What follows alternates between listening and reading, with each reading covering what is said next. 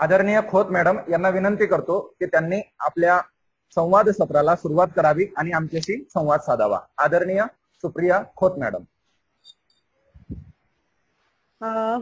मी जगदीश पाटील सरांचे आभार मानते, कारण या सुंदर उपक्रमात त्यांनी मला सहभागी करून घेतलं। खरं म्हणजे एका गमतीदार पद्धतीने आमची ओळख झाली। पण आता मला असं वाटतंय की जरा आधी ओळख झाली असती तर मला या आधीची सत्र अटेंड करता आली, पण असो मला रेकॉर्डिंग देणार आहे असं सरांनी सांगितलं, त्यामुळे नक्की देतील सर असं मला वाटतंय। मी फक्त माझ्या ओळखीमध्ये एक दुरुस्ती करते। मी गोष्ट अरुणिमाची लिहिली तेव्हा मी छात्र प्रबोधन नावाच्या मासिकात काम करत होते। आता मी तिथे नाही काम करत, पण मी फ्रीलान्स म्हणून त्यांचे काही प्रोजेक्ट करत असते आणि सध्या मी प्रोफेशनल प्रूफ रीडर आणि एडिटर म्हणून काम करते। मला या उपक्रमाबद्दल म्हणजे उपक्रमात सहभागी झाल्याचा आनंद का होतोय तर अनेक शिक्षक शिक्षिकांशी व्हर्च्युअली का असताना मला संवाद साधायला मिळतो, कारण कोरोना पूर्व काळात सुद्धा ही संधी मिळणं तसं दुरापास्तच होतं। म्हणजे आपण झूम किंवा गुगल मीट या गोष्टी फारशा ऐकलेल्या नव्हत्या किंवा आपल्याला असं कधी वाटलंच नव्हतं की मुलांना किंवा शिक्षकांना त्यांच्याशी संवाद साधण्यासाठी आपण हे इतकं प्रगत तंत्रज्ञान वापरू। त्यामुळे आपण आता सगळे नव्या जगाला, तंत्रज्ञानाच्या नव्या युगाला सामोरे जातोय। आपण त्या न्यू नॉर्मलच्या वाटेवर हळूहळू रुळतोय। तर कदाचित त्या कोरोना पूर्व काळात सुद्धा मी सगळ्या महाराष्ट्रातल्या, पूर्ण महाराष्ट्रातल्या लोकांशी, शिक्षकांशी नसते संवाद साधू शकले एकाच वेळेला। त्यामुळे आता कोरोनाला थँक्यू म्हणू का असं आलं माझ्या काल मनात हे लिहिताना, तर मी माझ्यापुरती तरी कोरोनाला थँक्यू म्हणते। मी आता सुरुवात करते। गोष्ट अरुणिमाची हा खरोखर एक न संपणारा प्रवास आहे। तो एक ध्यास आहे आणि म्हटलं तर तो तुमचा आणि माझा श्वास आहे। थोडक्यात सांगते, अरुणिमाला समजून घेणं हा खरंच तुमच्या माझ्यासारख्यांसाठी जन्मभराचा प्रयास आहे। तुमच्यातल्या किती जणांनी अरुणिमाची गोष्ट वाचली आहे किंवा किती जणांनी याआधी ऐकली आहे? मी माझं उदाहरण सांगते। छात्र प्रबोधन मध्ये एका अंकासाठी एक लेख लिहिण्यासाठी मी प्रेरणादायी व्यक्तिमत्व शोधायला सुरुवात केली होती इंटरनेटवर। मी जेव्हा ही गोष्ट पहिल्यांदा ऐकली, जेव्हा ही गोष्ट पहिल्यांदा वाचली, मी खरोखर सांगते एक शब्दही यातला चुकीचा नाहीये, मी कित्येक रात्री झोपू शकले नाही। संताप, दुःख, अभिमान, थरार या भावना आलटून पालटून माझ्यात येत राहिल्या। मलाच काय, कुणालाही कवेत न घेता येणारं हे दुःख आहे अरुणिमाचं। रादर हे दुःख होतं, त्याच्यावर तिने कशी मात केली हे आपण बघूया। नॅशनल व्हॉलीबॉल प्लेअर हे नुसतं पद नाहीये। मला माहित नाही तुमच्यापैकी किती जण खेळाडू आहेत किंवा खेळाडू असतील किंवा तुम्ही तुमच्यापैकी काही जणांनी खेळाडूंना बघितलंही असेल, पण नॅशनल व्हॉलीबॉल प्लेअर असणं किंवा तुमच्यामध्ये नॅशनल व्हॉलीबॉल प्लेअरचे गुण असणं याच्यामध्ये काय काय येतं? तुमचा शारीरिक फिटनेस तर महत्वाचा आहे, प्रश्नच नाही। स्पेशली जे व्हॉलीबॉल खेळतात त्यांच्यासाठी चपळता ही महत्वाची आहे। आणि व्हॉलीबॉल हा गेम कसा आहे तर प्लेअर ही एकमेकांशी भिडण्याचा गेम नाहीये। एकाच जागी प्लेअरला अनेक तास, अनेक मिनिटं उभं राहावं लागतं आणि ते सुद्धा नुसतं उभं राहायचं नाहीये, मेंटली प्रिपेअर होऊन उभं राहायचं। बेसिकली या गोष्टीसाठी म्हणजे जोपर्यंत आपला टर्न येत नाही तोपर्यंत उभं राहावं, या गोष्टीसाठी पण एक प्रकारचा शारीरिक फिटनेस आणि त्याबरोबरच मेंटल टफनेसही महत्वाचं आहे। आणि कुठल्याही उत्तम खेळाडूला सुखांनी बिथरणं किंवा हातबल होणं परवडत नसतात ना, कारण गेम जिंकायचा ना त्याला, त्यामुळे लेट अस मूव्ह ऑन हे त्याचं सूत्र असावंच लागतं। अरुणिमा अशीच नॅशनल व्हॉलीबॉल प्लेअर होती। प्रचंड उत्साही, जिद्दी, धडपडी मुलगी। व्हॉलीबॉलच्या आपल्या करिअरला पुढे नेण्यासाठी ती रेल्वेतून प्रवास करत होती, त्यासाठीच काही कागदपत्र सबमिट करण्यासाठी। माझा आवाज येत नाहीये? येतोय येतोय येतोय येतोय ना? हो। पण 11 एप्रिल 2011चा दिवस तिच्या आयुष्यात उगवलाच नसता तर का फेकलं असेल तिला त्या गुंडांनी चालत्या ट्रेन मधून खाली? का जिवंत राहिली असेल ती त्या दोन ट्रेन्सच्या मधोमध पडूनही 7 तास? 49 ट्रेन्स तिच्या पायावरून गेल्या। आपण याची कल्पना सुद्धा करू शकत नाही। साधी आपल्याला कुठेतरी पायाला ठेच लागली तरी आपण इतका वेळ विवळत राहतो। ही मुलगी 23 वर्षांची होती, ती 23 वर्षांची मुलगी 2 ट्रॅक्सच्या मध्ये कशी काय पडून राहिली आणि तिचा मेंदू कसा काय सजग राहिला? मला या गोष्टीचं उत्तर आज सगळ्यात सापडलेलं नाही।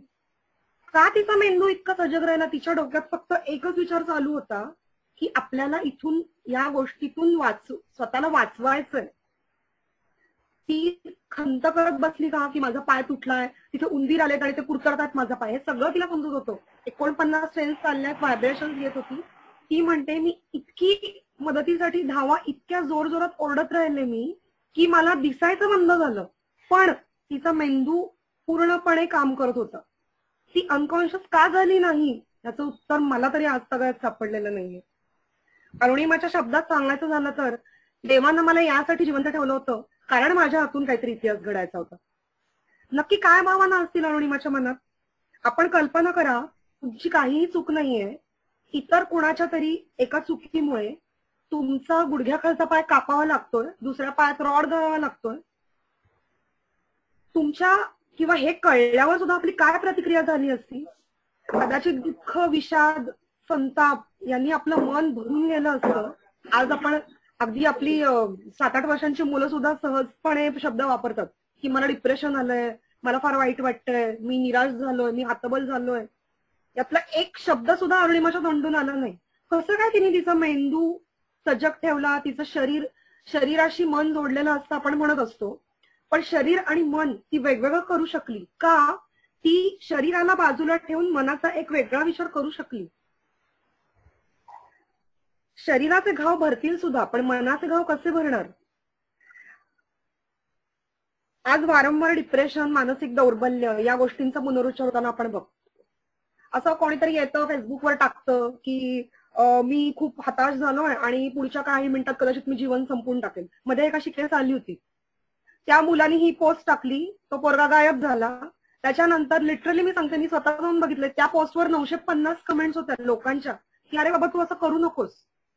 त्याचा एक कुठला तरी दूरचा मित्र आला, त्यांनी लोकांच्या मदतीनं ह्या मुलाचा संपर्क शोधला, त्याला त्यांनी आत्महत्या करण्यापासून वाचवलं आणि त्यानंतर त्यांनी आठवणी 950 लोकांना येऊन सांगितलं की हा पोरगा वाचलाय. तेव्हा कुठे लोकांनी सुटकेचा निश्वास टाकला. हे असं का घडतंय? अरुणिमाने विचार नसेल का केला की मला सांभाळायला, मला सावरायला कोणीतरी हवंय? का नाही केला तिने हा विचार? यावर आपण विचार करणं गरजेचं आहे. ती काय म्हणते, मी तिच्या शब्दात वाचते, माणूस शारीरिकदृष्ट्या विकलांग असतो, मानसिकदृष्ट्या नाही. माणसं तुम्हाला अपंग म्हणतात कारण ते फक्त तुमचं शरीर बघू शकतात. त्यांनी तुमचा बहिरंग बघितलाय, अंतरंग नाही. तुम्ही इथून विकलांग नाही असू शकत. मतिमंद केस आपण बाजूला ठेवू, नॉर्मल माणसं, धडधाकट माणसं, ती जरी अपंग झाली तरी ती बाहेरून अपंग आहेत, मन अपंग नाहीये तुमचं. उत्तिष्ठत जाग्रत प्राप्य वरांनी बोधत, हे तुम्ही ऐकलं असेल, स्वामी विवेकानंदांचं हे खूप फेमस वाक्य. ते असं म्हणतात की उठा, जागे व्हा, ध्येय प्राप्तीशिवाय थांबू नका. कदाचित त्या 23 वर्षांच्या तरुणीनं हे काहीही वाचलं नसेल, कदाचित तिने कुठलेही इन्स्पिरेशनल कोट्स वाचले नसतील, पण तिच्या अंगात ना ते पूर्णपणे भिनलेले होते. आणि त्या वेळानं, हो, कारण तुम्हाला एखादी गोष्ट प्राप्त करायची असेल ना तर तुम्हाला वेळच व्हावं लागतं. विचित्र वाटेल असा ध्यास तिनं डोक्यात घेतला. लक्षात घ्या, एक करिअर तिचं टोटली संपलं. कदाचित तिने, आपण जसं म्हणतो की प्लॅन ए संपला तरी प्लॅन बी तुमच्याकडे असावा, प्लॅन सी असावा. त्या 23 वर्षांच्या पोरीकडे प्लॅन बी असेल का? मला वाटत नाही. पण तिनं ही जिद्द धरली की मला एव्हरेस्ट सर करायचंय. माउंटेनिअरिंग हाच प्रकार तिने निवडला. तिनं का निवडला तो प्रकार? तिला दाखवून द्यायचं होतं की मी ते करू शकते. रादर ती जेव्हा हा विचार करून, ऑब्व्हियसली आपल्याकडे एखादं असं उत्तुंग ध्येय कोणी मांडलं की त्याची खिल्ली उडवण्याचे प्रकार नेहमी घडतात. रादर आपणही थोड्याफार प्रमाणात ते करतच असतो, किंवा आपल्याही बाबतीत आपल्या लहानपणी कोणी ना कोणीतरी ते केलेलंच असतं.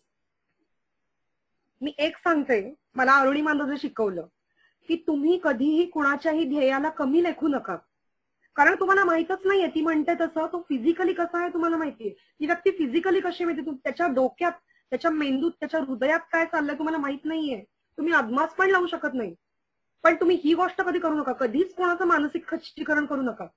तिचं मानसिक खच्चीकरण करणारे अनेक लोक होते तिच्या आजूबाजूला. तिची फॅमिली सोडली जो तिच्यासाठी मोठा सपोर्ट होता, आणि तिचे भाईसाहेब ज्यांना तिचं आदराचं स्थान मानते ते सोडले, तर कुणीही तिच्या ध्येयाला सिरियसली घेतलं नाही. पण तिला डेफिनेटली माहित होतं आज एक दिवस लोक बोलतायत, बोलू देत, हा दिवस त्यांचा आहे, माझा दिवस कधीतरी.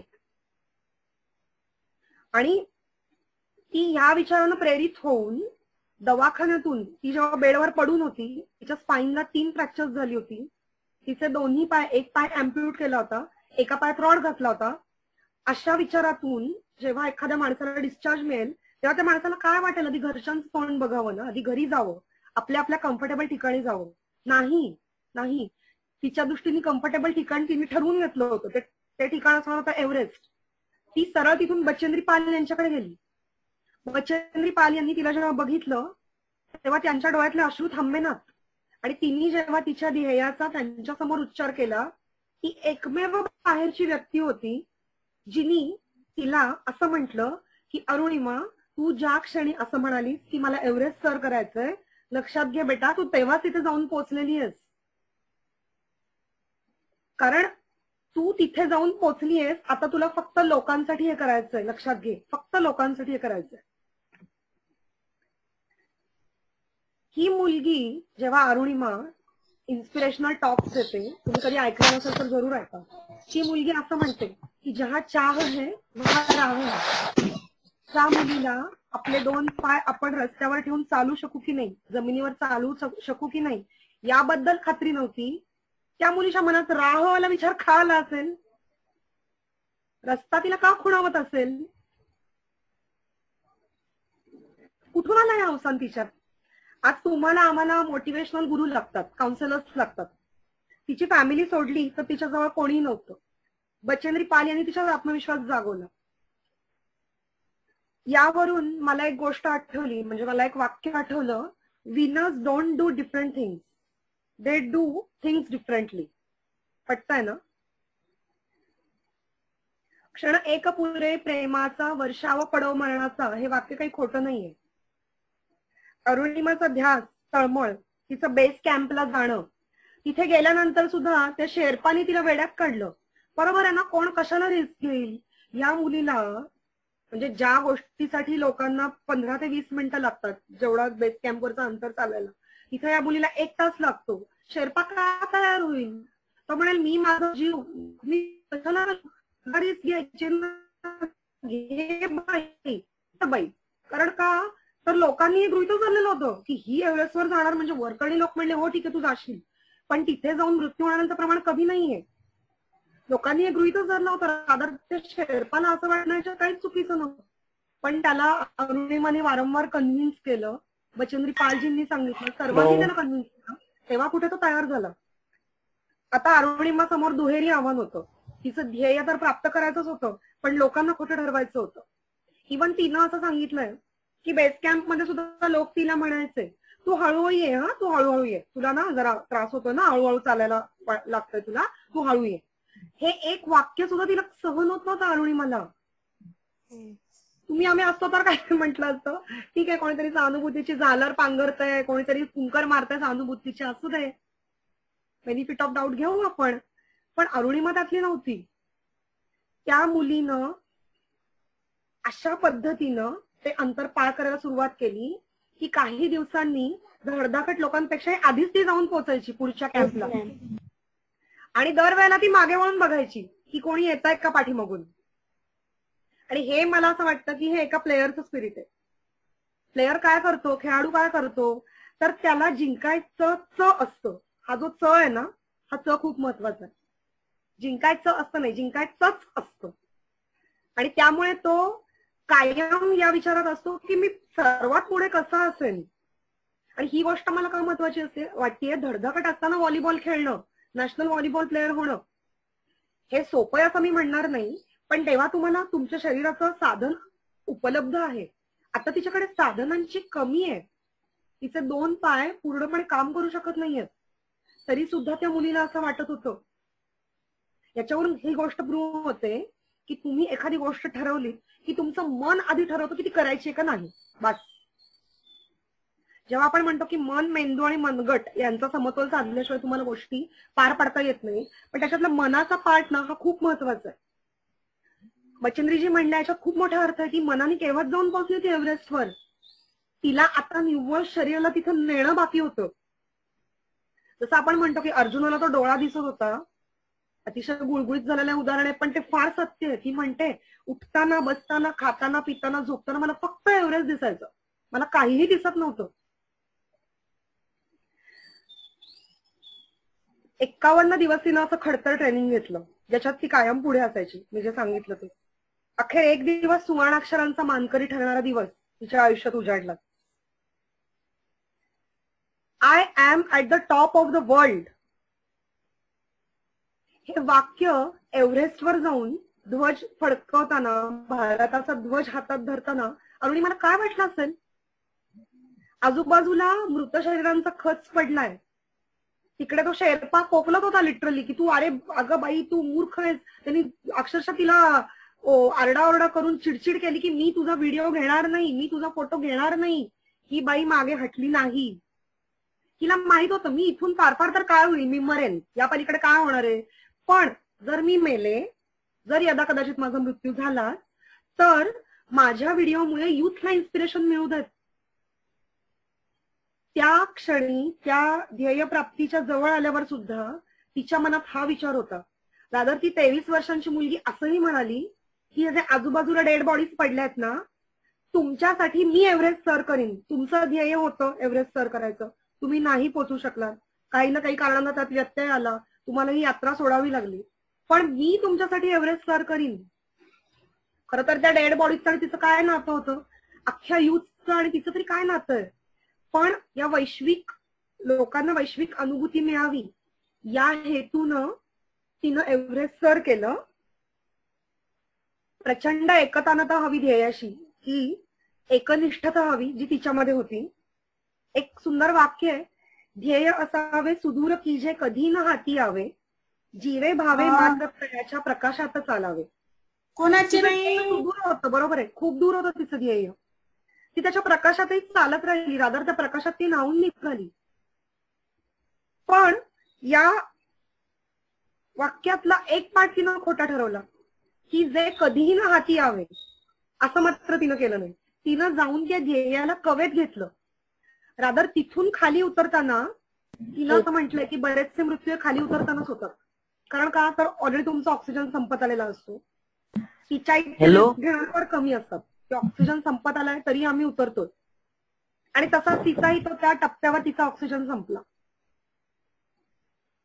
योगायोग म्हणूया किंवा काय म्हणूया, त्याच वेळेला एका ब्रिटिश माणसानी त्याच्या 2 सिलेंडर्स पैकी एक सिलेंडर जड होतं म्हणून फेकून दिलं. तिचा शेर्पा ते लगबगीनं उचलून तिच्यासाठी घेऊन आला. आपण फक्त कल्पनाच करू शकतो की ऑक्सिजन संपल्यावर काय होईल. जसं अरुणिमा म्हणाली तिच्या इन्स्पिरेशनल टॉक मध्ये की तुम्ही आम्ही कल्पना करू शकतो कारण तुमच्या आजूबाजूला माझ्या आजूबाजूला भरपूर ऑक्सिजन आहे. रादर आपण कल्पनाही करू शकत नाही मित्र म्हणून की ऑक्सिजन संपल्यावर आपलं काय होईल. आणि अरुणिमा असं म्हणते की लक, भाग्य, किस्मत या गोष्टींवर माझा विश्वास नाहीये. In fact Fortune favours the brave या गोष्टीवर मी जास्त विश्वास ठेवेन. पण काही असेल, म्हणजे तिची डेस्टिनी असेल, काही असेल, त्याला आपण काय नाव देऊ मला माहित नाही. पण खूप कमी लोकांना हे माहिती की तिथून परत येताना सुद्धा ती उतरू शकत नव्हती. कारण का तर तिचा प्रोस्थेटिक लेग तुटून तिच्या हातात आला होता. ती म्हणते माझे हात हे लाल व्हायला लागले होते. तिथे 3 स्टेजेस येतात त्या थंडीमुळे, जिथे -60 डिग्री टेम्परेचर असतं. आधी तुमचे हात लाल होतात, त्याच्यानंतर ते निळे होतात आणि त्याच्यानंतर ते काळे होतात. जेव्हा ते काळे होतात तेव्हा तुम्हाला समजून चुकतं की ते तोडून टाकायला लागतील. त्या पोरीच्या मनात हा विचार आला, ऑलरेडी माझे 2 पाय कापलेले आहेत, याच्या पुढे हात गमवायची माझी इच्छा नाहीये. ती एका टप्प्यावर ती सुद्धा हतबल झाली. तिनं सुद्धा 2 मिनिटांसाठी होशो हवास ती विसरली स्वतःचे. तिच्या डोळ्यात पाणी आलं. पण दुसऱ्याच मिनिटाला तिच्या लक्षात आलं रडून काहीही उपयोग नाहीये अरुणिमा, तू तुझे डोळे पुस. तिनं स्वतःला बजावलं. तो प्रोस्थेटिक लेग हातात घेतला आणि ती दुसऱ्या काठीच्या साहाय्याने घसरत बर्फावरून खाली यायला लागली. एक खडक दिसला, त्या खडकावर 2 मिनिटं टेकली आणि त्याच्यानंतर ती खाली आली. अशा पद्धतीने म्हणजे जिथून 3,500 फुटाचं अंतर जे ती पार करून आली, त्यासाठी लोकांना 1500 तास लागतात, हिला 28 तास लागले. ऑब्व्हियसली ती जेव्हा परत आली ना तेव्हा बेस कॅम्पवरच्या सगळ्या लोकांनी गृहीत धरलं होतं की ती गेली आहे, कारण असे इन्सिडेंट आधी घडलेले असणार आहेत. रादर लोकांनाही म्हणजे टाटा करताना माहिती असणार की कोणीतरी चाललंय म्हटल्यावर ते परत येईल का नाही काही शाश्वती नाही. ऑलरेडी दुप्पट वेळ होऊन गेलाय, ही व्यक्ती परत आली नाही म्हणजे ती गेलीच, सरळ आहे, ती गेलेलीच असणार. पण जेव्हा अरुणिमानं त्या कॅम्पवर परत येऊन त्या कॅम्पची झिप उघडली तेव्हा लोकांच्या लक्षात आलं की ही जिवंत आहे. लोकांच्या आनंदाला पारावर उरला नाही, तेव्हा लोक सेलिब्रेशन करायला लागले.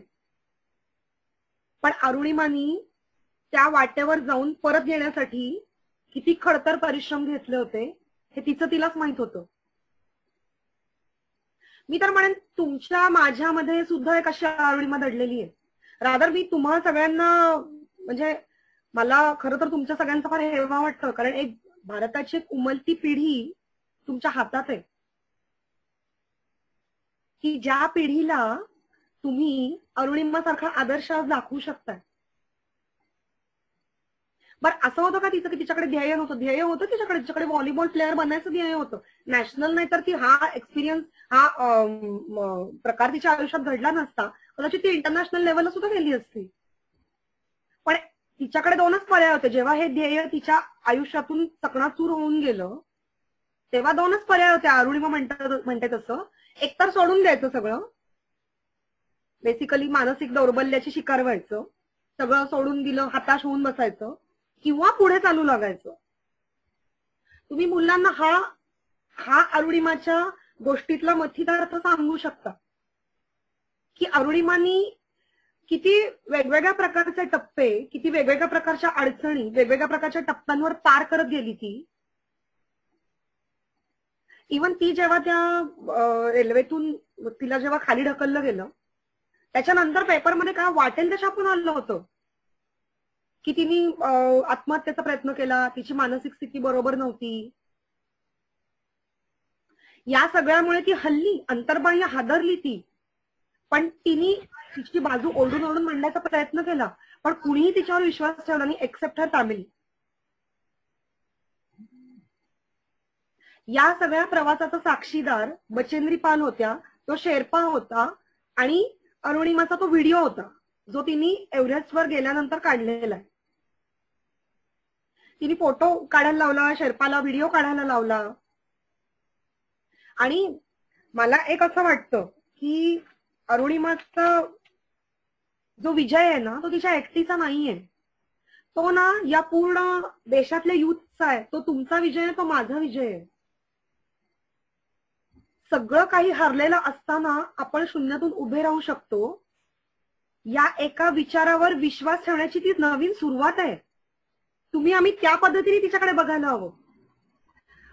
अरुणिमा काय म्हणते, जेव्हा तुम्ही एखादी गोष्ट करू शकत नाही असं तुम्हाला वाटतं, लक्षात घ्या असं तुम्हाला वाटतं, तेव्हा काय असतं तुमच्याकडे? भरपूर कारणं, अगणित कारणं, कारणांची जंत्री, सबबी, त्या लंगड्या असतील, धडधाकट सबबी असतील, कसल्या सबबी असतील. मी माझ्यापुरतं सांगते, अरुणिमाचा हा प्रवास स्वतः अनुभवल्यानंतर तिच्या लिखाणातून किंवा त्या लेखातून जेव्हा मी ते पूर्ण एखादं लिहून काढलं त्यानंतर सुद्धा, म्हणजे गेल्या मला वाटतं त्याला 4-5 वर्ष झाली मी हे लिहिलं, 4 वर्ष झाली असतील. त्यानंतर मी कितपत बदलले मला सांगता येणार नाही, पण प्रत्येक गोष्टी मागे म्हणजे जेव्हा मी एखादी गोष्ट करू शकत नाही असं मला वाटतं तेव्हा कारण देताना माझ्या डोक्यात काय अरुणिमाचा विचार आला की अगणित कारणं असतात आपल्या आजूबाजूला.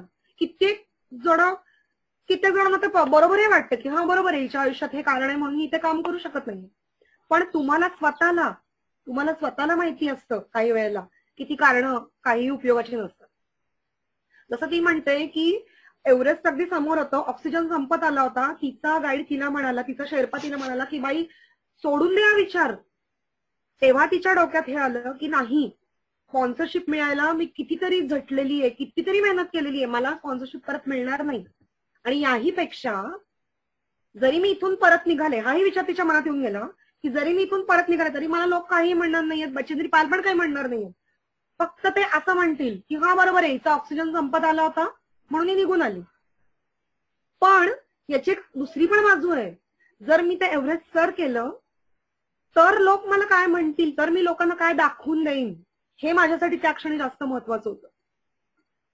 ज्या वातावरणात आपल्याला श्वास घ्यायला त्रास होतोय, ज्या वातावरणात आपण नीट उभे सुद्धा राहू शकत नाहीये, अशा वातावरणात असा विचार मनात येणं, यासाठी मन आणि मेंदूची किती प्रगल्भता पाहिजे लक्षात घ्या सगळेजण. आणि मी जसं म्हटलं तसं मन मेंदू मनगट यातलं मन तिचं इतकं प्रबळ होतं, तिनं त्या ध्येय गाठण्याच्या विचारांनी मनाची इतकी सुंदर मशागत केलेली होती, तिला कोणीच रोखू शकत नव्हतं तिचं ध्येय गाठण्यापासून. इवन ती जरी ध्येय गाठताना जरी मेली असती तरी सुद्धा लोक असंच म्हणाले असते की ती शेवटपर्यंत ध्येय गाठण्याच्या तयारीत होती. ध्येय गाठता आलं नाही आणि नंतर ती गेली असं नव्हतं. तिनंही एका क्षणी गृहीत धरलं असं तसं आपण मरणारच आहोत, तर मग फोटो काढून ठेवू, व्हिडिओ काढून ठेवू, हा क्षण जतन करून ठेवू. तिच्या मनात त्या ज्या भावना होत्या ना त्याचा अदमास आपण कोणीच लावू शकत नाही.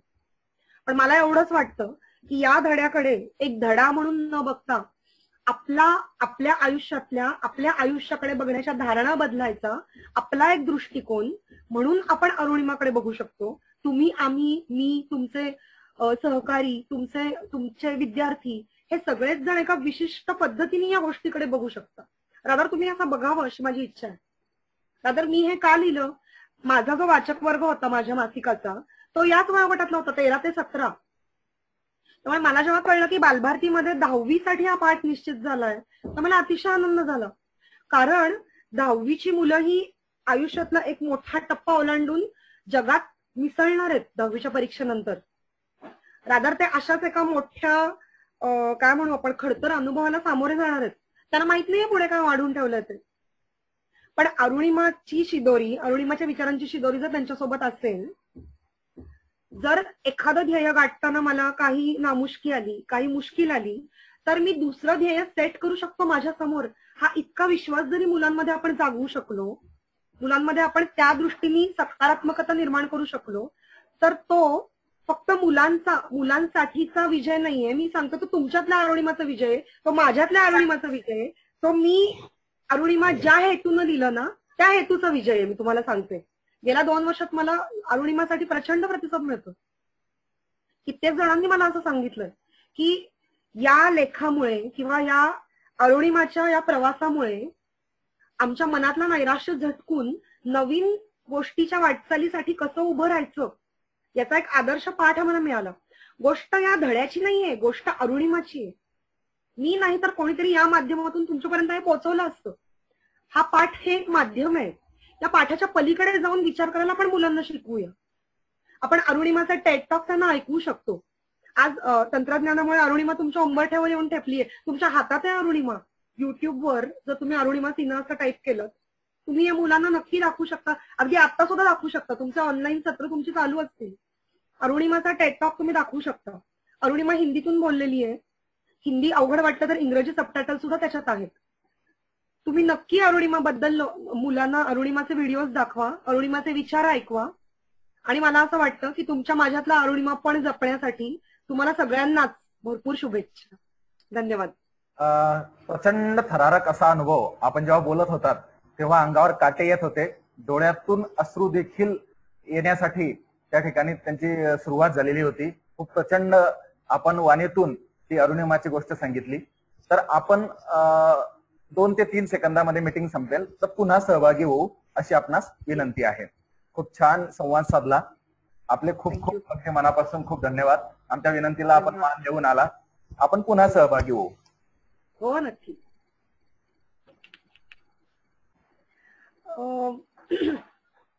मी जेव्हा छात्र प्रबोधन मासिकात काम करत होते तर आम्हाला ऑक्टोबरचा एक स्त्री विशेष अंक म्हणून आम्ही काढायचं ठरवलं. आणि म्हणजे तेव्हा मी सुरुवात केली शोधायला की अशी कोणती व्यक्तिमत्व आहेत की ज्यामुळे मुलांना असं वाटेल की ह्या व्यक्तिमत्वाचा एकंदर प्रवास प्रेरणादायी आहे, किंवा हा जो काही ते ध्येय गाठण्यापर्यंतचा जो आलेख आहे तो प्रेरणादायी आहे. मी बऱ्याच लोकांची चरित्र बघितली, म्हणजे चरित्र म्हणण्यापेक्षा त्यांचा करिअर ग्राफ बघितला. मग त्याच्यात अगदी मेरी कोम असेल किंवा राही सदनोबत असेल, तेजस्विनी सावंत असेल, इवन मल्लेश्वरी, मी अशी खूप बघितली. पण त्याच्यात मला असं उदाहरण खूप रेअर वाटलं की जी मुलगी आधी एका विशिष्ट खेळाची नॅशनल प्लेअर आहे, ज्यात ती मी म्हटल्याप्रमाणे इंटरनॅशनल लेवलला जाऊ शकली असती, तो खेळ टोटली सोडून, कारण जो तिला आता कदाचित करणं तिच्या फिजिकल लिमिटेशन्समुळे शक्य नव्हतं, तिनं ही वाट चोखाळली. आणि ती सुद्धा अशा वेळेला तिनं चोखाळली जेव्हा ती बेडवर पडून होती. आता तेव्हा तिला हेही माहित नव्हतं, म्हणजे चोखाळली म्हणजे त्याचा विचार तिच्या डोक्यात तिने घुसवला लिटरली. तिला हेही माहित नव्हतं की ती उठू शकेल का, ती उभी राहू शकेल का, तिच्या पायांवर तिला चालता येईल का. जेव्हा आपल्याकडे सगळ्या साधनांची काय म्हणू आपण पूर्तता झालेली असते, फॉर एक्झाम्पल माझा पूर्ण अभ्यास झाला आणि आता मी 10वीच्या परीक्षेला बसणार आहे, तर कुठेतरी मी मनात कॉन्फिडंट असते की अरे मी अमुक अमुक विषयात मी एवढे मार्क तर मिळवू शकेन किंवा माझा एवढी पातळी मी गाठू शकेन मार्कांची. पण केव्हा, जेव्हा तुमच्याकडे साधनं आहेत, पूर्तता झालेली तुमच्याकडे सर्व साधनांची, तिच्याकडे ही चढाई करण्यासाठीचं साधन होतं शरीर, तेच तिचं धडधाकट नव्हतं, तरीही तिच्या मनात हा विचार आला. आणि तो विचार आला नाही, तो तिने घट्ट पकडून ठेवला, त्याची पाळंमुळं स्वतःच्या मनात रुजवली आणि मग ती त्या शिखरापर्यंत पोहोचली. हा प्रवास मला त्या दृष्टीने प्रेरणादायी वाटला की हातात काही नसताना तुम्ही कसं काय चालू शकता तुमच्या ध्येयापर्यंत. आणि त्यामुळे मला असं वाटलं की हे उदाहरण कदाचित मुलांना जास्त अपील होईल, म्हणून मी खरं अगदी बरोबर. हा. आणि 10वीला निवड करणे हा पाठ्यपुस्तकाचा निर्णय होता, माझा नव्हता.